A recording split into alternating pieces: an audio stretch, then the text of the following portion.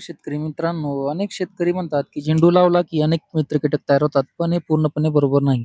खरं काय आहे, झेंडू मित्र कीटक तयार करत नाही. झेंडूला येणाऱ्या फुलामधील मध आणि परागकणामुळे मित्र कीटक शेतीकडे आकर्षित होतात. त्यामुळे ते जास्त काळ शेतात राहतात आणि नैसर्गिकरित्या किडींचे नियंत्रण करतात.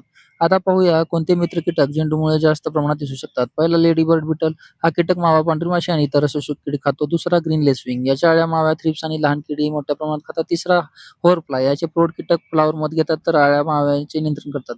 चौथा परजीवी व्यास हे अतिशय लहान पण अत्यंत उपयुक्त कीटक आहेत. ते किडींच्या अंड्यात किंवा अळीत अंडी घालतात आणि त्या किडींची वाढ थांबवतात. पाचवा कोळी. कोळी झेंडूमुळे तयार होत नाही, पण शेतात जास्त कीटक उपलब्ध असल्याने ते तिथे टिकून राहतात आणि अनेक हानिकारक किडी पकडून खातात. झेंडू लावताना काय लक्षात ठेवावे? उसाच्या बांधावर किंवा ठराविक अंतराने झेंडू लावा. झेंडूला फुले येऊ द्या. गरज नसताना तीव्र कीटकनाशकांची फवारणी टाळा, कारण त्याने मित्र कीटक कमी होऊ शकतात. जर शेतात मित्र कीटकांची संख्या वाढली तर रासायनिक फवारण्याची गरज कमी होऊ शकते आणि ऊसाचे नैसर्गिक संरक्षण अधिक चांगले होते. व्हिडिओ आवडला तर लाईक करा, शेअर करा. शेतीविषयक अशाच वेगवान माहितीसाठी चॅनल सबस्क्राईब करा. धन्यवाद.